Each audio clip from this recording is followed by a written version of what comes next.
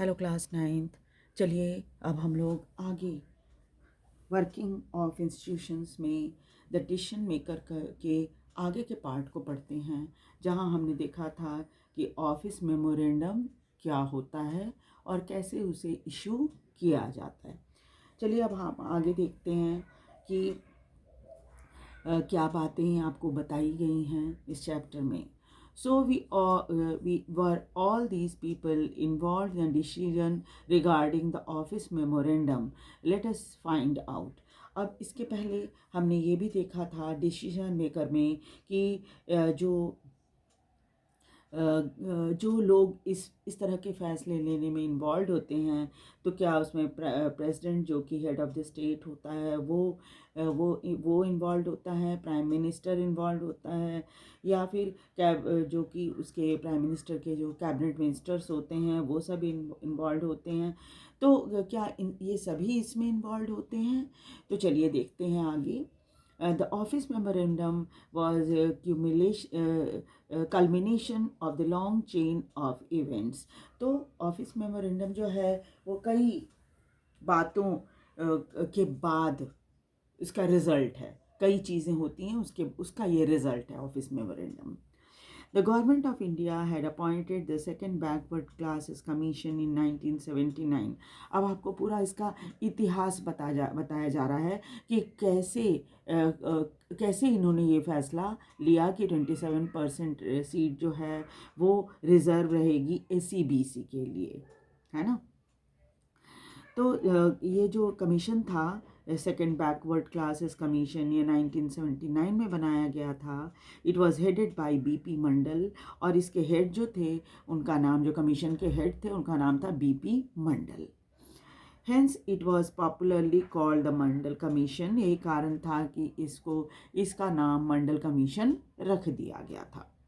It was asked to determine the criteria to identify the socially and educationally backward classes in India and recommend steps to be taken for their advancement. और इस commission को ये तय करना था कि किसे हम सोशली और एजुकेशनली बैकवर्ड क्लासेस कहेंगे भारत में, और उनको आगे बढ़ाने के लिए क्या क्या स्टेप लिए जाएंगे। यानी कमीशन का दो काम था। एक तो था कि उन लोगों को आइडेंटिफाई करना कि कौन इकोनॉमिकली और एजुकेशनली बैकवर्ड है, यानी आर्थिक रूप से पिछड़ा हुआ है, और साथ ही साथ शिक्षा के मामले में भी पिछड़ा हुआ है। और साथ ही साथ उनको ये रिकमेंड करना था कमीशन को कि उनके तरक्की के लिए, उनको आगे बढ़ावा देने के लिए हमें क्या क्या करना होगा।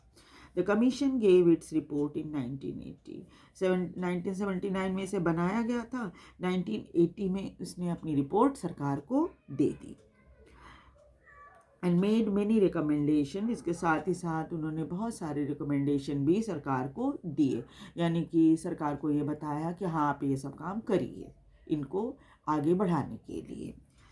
One of these was that 27% government job to be reserved to the socially and educationally backward classes.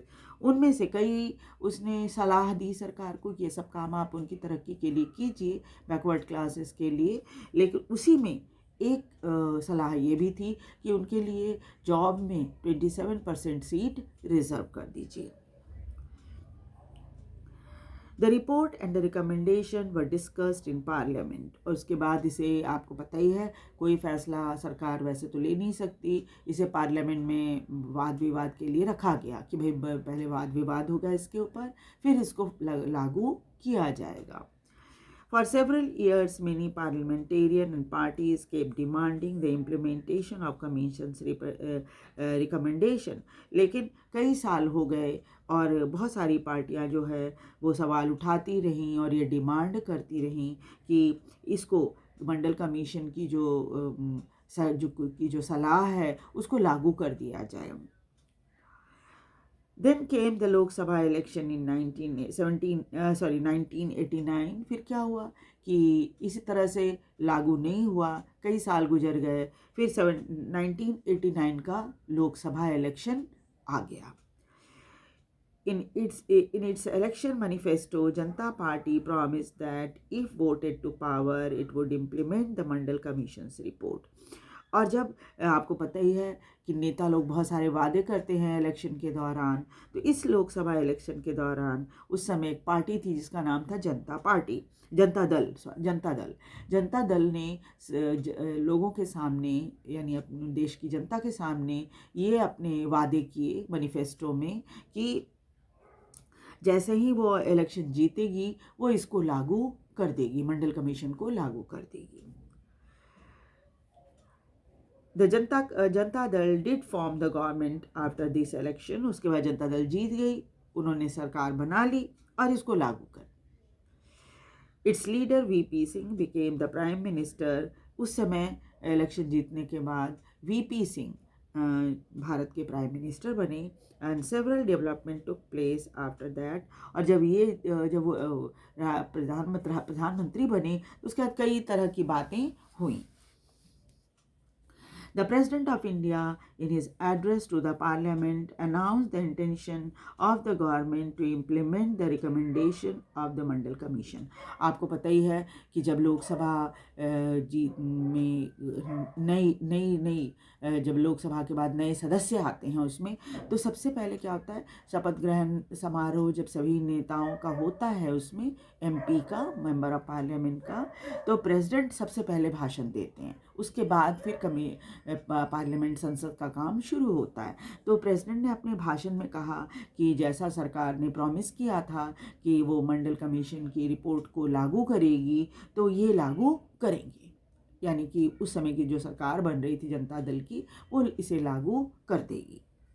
On 6 August 1990, the Union Cabinet took formal decision to implement the recommendation. और 6 अगस्त 1990 को सरकार ने फैसला ले लिया कि हम लोग जो है इसको लागू कर देंगे, रिकमेंडेशन जो मंडल कमीशन में दिया गया है उसको लागू कर देंगे। Next day, Prime Minister VP Singh informed the Parliament about this decision through a statement in both the houses of Parliament. उसके दूसरे ही दिन जब मिनिस्ट्री में फैसला लिया गया कि भाई उसे लागू किया जाएगा, तो प्राइम मिनिस्टर वीपी सिंह ने पार्लियामेंट को इस बारे में सूचना दे दी कि भाई एक स्टेटमेंट देकर दोनों हाउस में, अपर हाउस लोअर हाउस, यानी कि राज्यसभा और लोकसभा दोनों में उन्होंने पार्लियामेंट में अपने फैसले के बारे में इसको नेताओं को बता दिया, एमपीज़ को बता दिया कि हम लोग इसे लागू करने वाले हैं। The decision of the cabinet was sent to the Department of Personnel and Training। और उसके बाद सरकार का जो फैसला था वो चला गया, जो डिपार्टमेंट जिसको इसे मेमोरेंडम निकालना था, उस डिपार्टमेंट जिसका नाम है department of personnel and training, उसको भेज दिया गया। The senior officers of the department drafted an order in the line with the cabinet decision. और फिर उस समय जो सीनियर ऑफिसर थे, जो ज़्यादातर आईएएस ऑफिसर्स होते हैं, उन्होंने क्या किया, एक ड्राफ्ट बनाया कि सरकार ने का जो ऑर्डर है उसको लागू करना है। और फिर वो ड्राफ्ट जो मैंने आपको पिछली क्लास में पढ़ के भी बताया था, वो ड्राफ्ट तैयार कर लिया गया, कैबिनेट के फैसले के बारे में उसमें बता दिया गया। And took the ministers approval. और उसके बाद मिनिस्टर की अप्रूवल ले ली गई कि देखिए हम ये छापने जा रहे हैं, पर मेमोरेंडम निकालने जा रहे हैं सरकार की तरफ से। And officer sign the order on behalf of the union government. और फिर जो नीचे आप देख रहे हो ऑफिसर का सिग्नेचर है, वो यूनियन गवर्नमेंट जो सेक्रेटरी होते हैं उनका सिग्नेचर है, वो उन्होंने साइन कर दिया। And this was how OM number 36012/31/90 was born on 13 अगस्त 1990। इस तरह से इस ऑफिस मेमोरेंडम का जन्म हुआ। ये देखिए, ये जो ऑफिस मेमोरेंडम है ना, जिसको हमने पिछली क्लास में भी पढ़ा था, पढ़ के मैंने आपको बताया था कि इसमें क्या क्या बातें कही गई है। इस मेमोरेंडम का जन्म 13 अगस्त 1990 को हो गया, यानी ये छप गया, जनता को पता चल गया कि सरकार ने इसे लागू कर दिया है। For the next few months, this was the most hotly debated issue in the country। उसके बाद इस पर बहुत बहस चलने लगी पूरे देश के अंदर, है ना। And newspaper and magazines were full of different views. और सभी न्यूज़पेपर और मैगजीन में भी तरह तरह से विचार, लोग मैगजीन के थ्रू, न्यूज़पेपर के थ्रू तरह तरह के विचार आने लग गए सामने, मतलब छपने लग गए ये सारे विचार। And opinion on this issue, और लोग अपना ओपिनियन भी देने लगे, ये सही है कि गलत है, सरकार ने सही फैसला लिया है, गलत फैसला लिया है. It led to wide spread protest and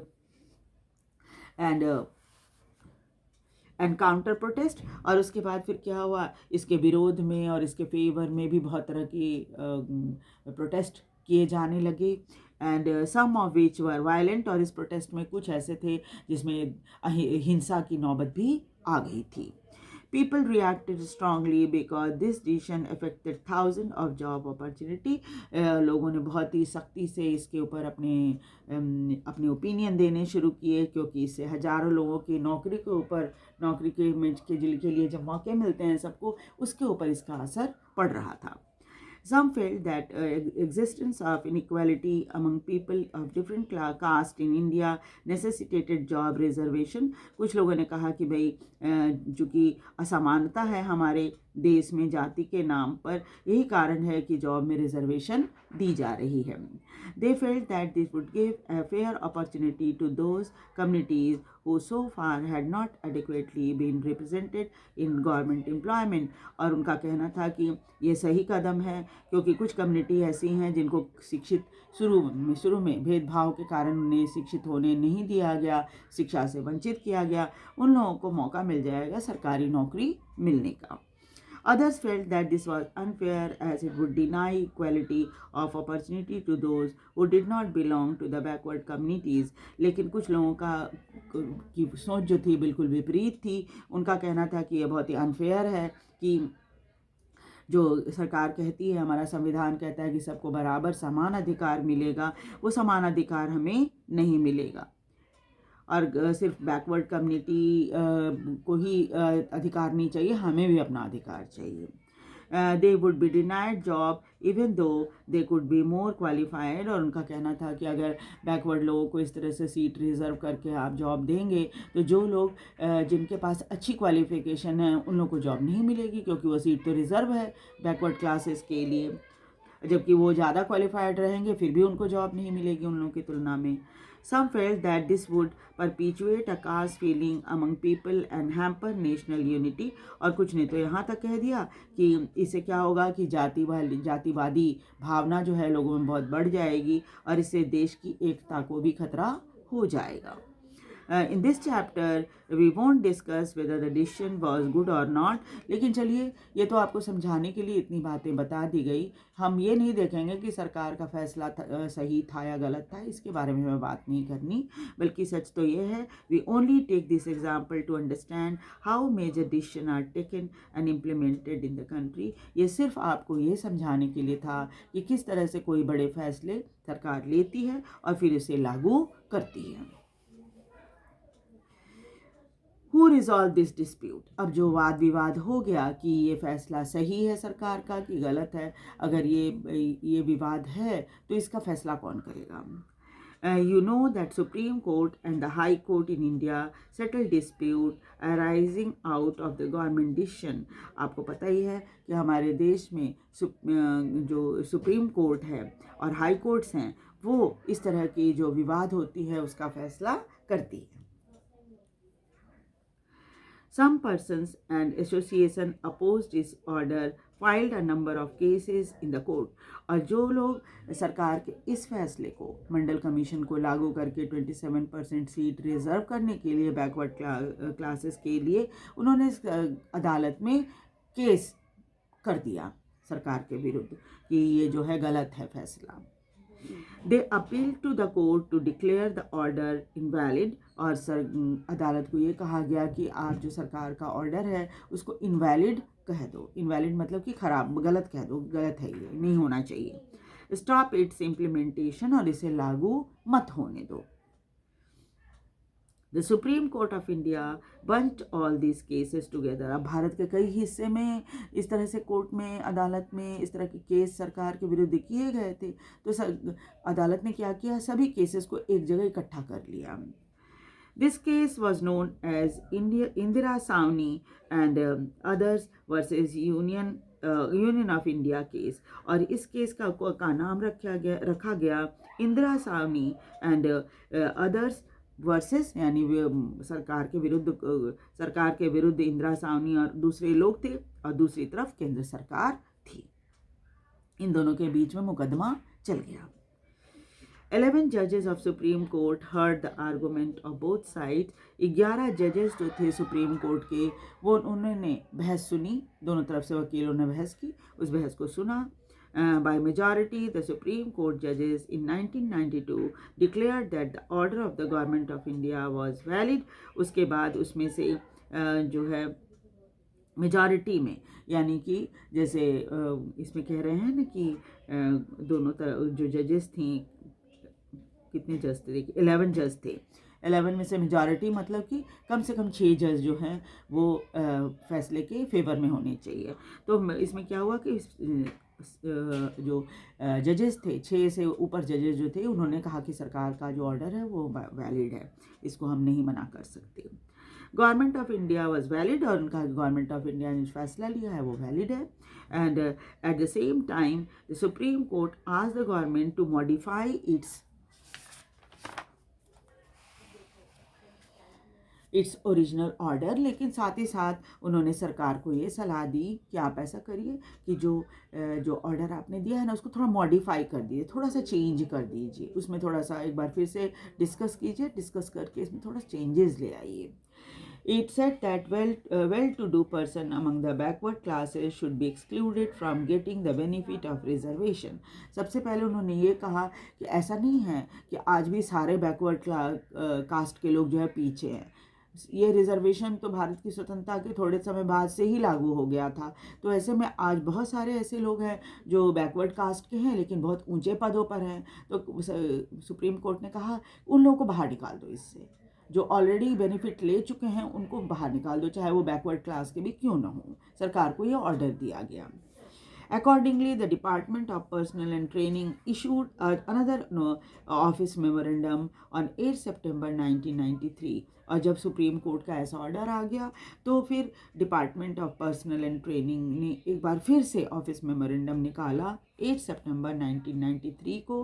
the dispute दस केम टू एन एंड, और इस तरह से जो सुप्रीम कोर्ट की सलाह थी उसके अकॉर्डिंग काम किया गया, और तब जाकर ये जो बहस थी वो ख़त्म हुई। And this policy has been followed since then, और उसके बाद से ही इस पॉलिसी को लागू कर दिया गया और अब तक उसको फॉलो किया जा रहा है। ठीक है, तो नेक्स्ट क्लास में हम लोग नीड फॉर पॉलिटिकल इंस्टीट्यूशन, इसके बारे में हम पढ़ेंगे और देखेंगे कि हमें क्यों ज़रूरत पड़ती है पॉलिटिकल इंस्टीट्यूशन की। आपको ये वीडियो ध्यान से देखना चाहिए, तब आप समझ पाओगे कि भारत में एक पॉलिटिकल इंस्टीट्यूशन कैसे काम करता है। और साथ ही साथ आपको ये बात भी समझ में आ जाएगी कि हमारे यहाँ प्रजातंत्र है और सब कुछ संवैधानिक तरीके से किया जाता है। संविधान में जैसे लिखा गया है उसके अकॉर्डिंग ही सारे काम किए जाते हैं। ठीक है, तो नेक्स्ट क्लास में हम आगे नीड फॉर पॉलिटिकल इंस्टीट्यूशन और पार्लियामेंट के बारे में भी पढ़ेंगे और जानेंगे कि हमारी पार्लियामेंट किस तरह से काम करती है। तो वीडियो को लाइक और सब्सक्राइब भी ज़रूर कर दीजिए और शेयर भी कीजिए ताकि दूसरे बच्चे भी इसे देख सकें और समझ सकें। और साथ ही साथ अगर कोई आप जल्दी ही मैं MCQ भी डाल दूँगी चैप्टर से रिलेटेड, ताकि आप इसे आसानी से एग्ज़ाम में की तैयारी में फ़ायदा उठा सकें इसका। ठीक है, एक बार फिर से रिक्वेस्ट है, वीडियो को लाइक और सब्सक्राइब ज़रूर कर दीजिए। Thank you very much.